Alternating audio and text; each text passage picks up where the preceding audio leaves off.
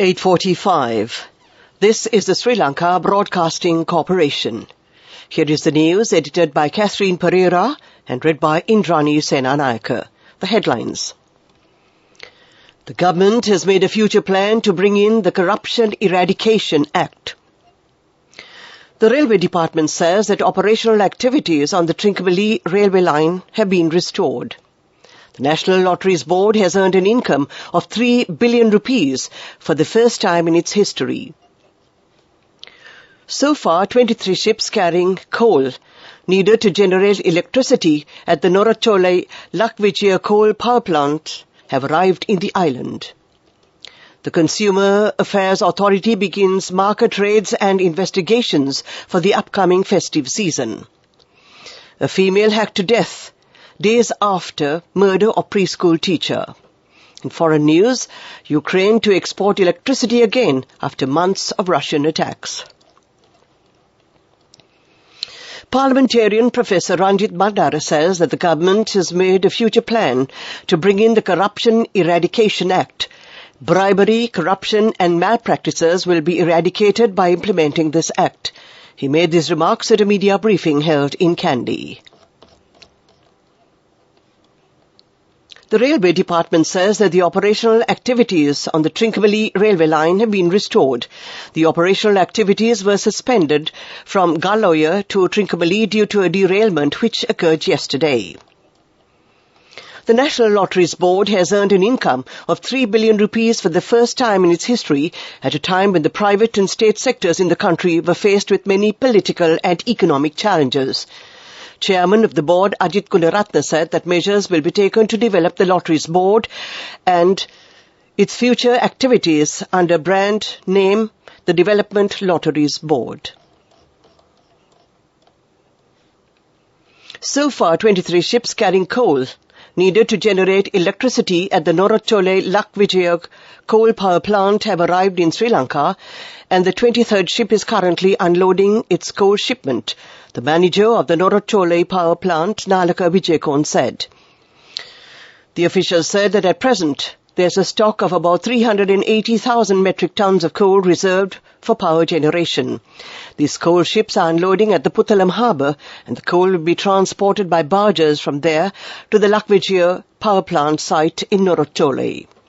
This news comes to you from the Sri Lanka Broadcasting Corporation.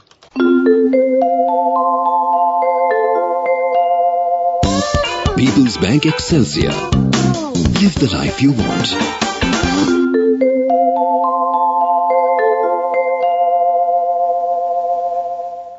We continue with local news. The Consumer Affairs Authority says that market raids and investigations have been expanded with immediate effect on the occasion of the upcoming festive season.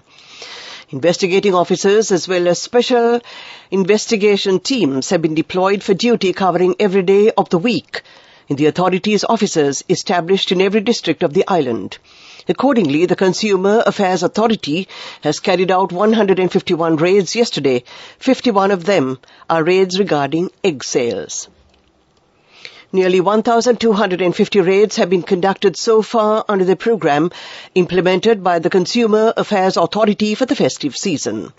These raids will be carried out daily, including on holidays throughout the island. A female has been reported dead after being attacked with a sharp weapon on a raid in the Ipalogama, Hiripitiagama area. A 45-year-old female was hacked to death early this morning while she was on her way to work. Police reported that the incident took place on a by-road in the Hiripitiagama area when the deceased was on her way to work at a coconut-related production factory in the area. The deceased has been identified as a 45-year-old mother of two, A.M. Samantika Adhikari, residing in Hiripitiagama. The body was found by the deceased's eldest daughter, who also works at the same production factory. She had found her mother severely injured on the side of the road and had immediately rushed her to the hospital with the aid of area residents. That ends the local segment of news. People's Bank Excelsior, a comprehensive banking services package with a branded checkbook as well as debit and credit card exclusively for you. People's Bank Excelsior, for professionals who dare to dream. The main news story is brought to you by Siddhalepa Vedamahatmya.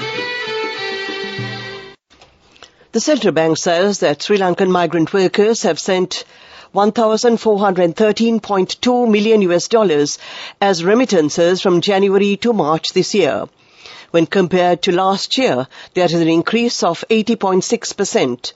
During that same period, the tourism industry had earned an income of $529.8 million. The main news story was brought to you by Siddhalepa Vedamahatmya. Watch Life is brought to you by CIB New Year Bonanza. Special gifts and vouchers available till the 10th of April. Special discounts up to 20% on bank cards. CIB, excellence in customer care. The distribution of mud fertilizer to farmers for the yellow season is nearing completion. The Agrarian Development Department has notified the farmers who have not received the TSP fertilizer to obtain it before the 10th of this month. If not so, the stock of fertilizer will be sent to main storages after this date. CIB New Year Bonanza. Special gifts and vouchers available till the 10th of April. Special discounts up to 20% on bank cards. CIB, excellence in customer care.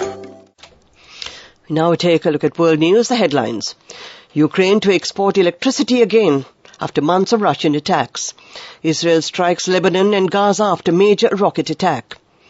Malaysia-China Quantum Industrial Park marks 10th anniversary. Ukraine is able to export electricity for the first time in 6 months as its energy infrastructure recovers from months of repeated Russian attacks. Russia began its lengthy and deliberate assault on Ukraine's energy infrastructure last October. It led to power cuts and scheduled blackouts, leaving towns and cities in darkness during winter. Ukraine was forced to stop electricity exports, but will now be able to sell its excess power again. The energy minister signed an executive order authorizing the exports of the local customers remain the priority. The Israeli military has carried out airstrikes on targets belonging to the Palestinian militant group Hamas in southern Lebanon and the Gaza Strip. The ministry said the attacks were a response to a barrage of 34 rockets fired from Lebanon into northern Israel, which it blamed on Hamas.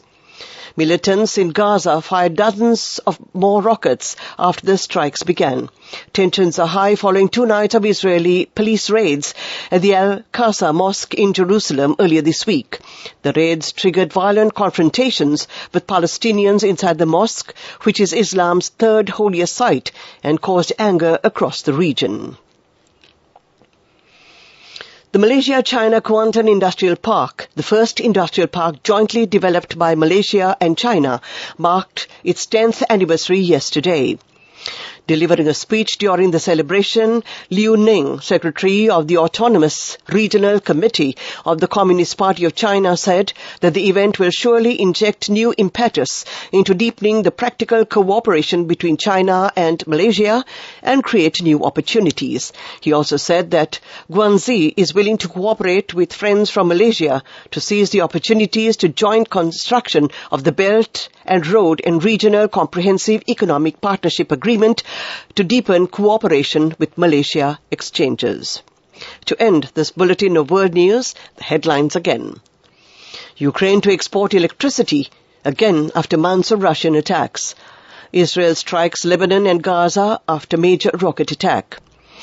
Malaysia-China Quantum Industrial Park marks 10th anniversary. That ends this bulletin of world news. Development News. A training program of freshwater fishing will be expanded in the southern province. It will be implemented by the Fisheries Ministry of the province and the Aquaculture Development Authority. Accordingly, freshwater fishing activities will be carried out in the Galle and Hambantota districts. That was development news. On to sports news. Britain's Francesca Jones reached her first WTA semi-final in Bogota as Dan Evans advanced to the semi-finals of the Grand Prix Hassan II in Marrakech. Jones, ranked 817th in the world, beat Brazil's world number 101, Laura Pigossi, 6-4, 6-2 at the Copa Calistanias. The 22-year-old will face second seed Tatiana Maria of Germany in today's semi-final. British number 2 Evans progressed with a straight set win over Italian world number 201 Andrea Babasori. Go ekak thiyana youth eකට life එකේ change එකට නියමෙට set වෙන්න ඇස් වහගෙන දැකපු වීර හැබැ කරන්න youth එකට නියමෙට set වෙන friendship එක මෙන්න. The all-new NSB Ithru Mithru account, NSB IAM, a plan for your dream. Business News, sponsored by National Savings Bank, the safest place for your money. Lanka Sathasa has reduced the prices of more essential food items with effect from yesterday. Sathasa has reduced the prices of 12 essential food items last week in order to provide concessions to consumers. A special discount for 500 retail goods have also been provided to consumers and kept you in business news. Business News, sponsored by National Savings Bank, the safest place for your money. Go ekak thiyana youth එකට life එකේ change එකට නියමෙට set වෙන්න ඇස් වහගෙන දැකපු වීර හැබැ කරන්න youth එකට නියමෙට set වෙන friendship එක මෙන්න. The all-new NSB Ithru Mithru account, NSB IAM, a plan for your dream.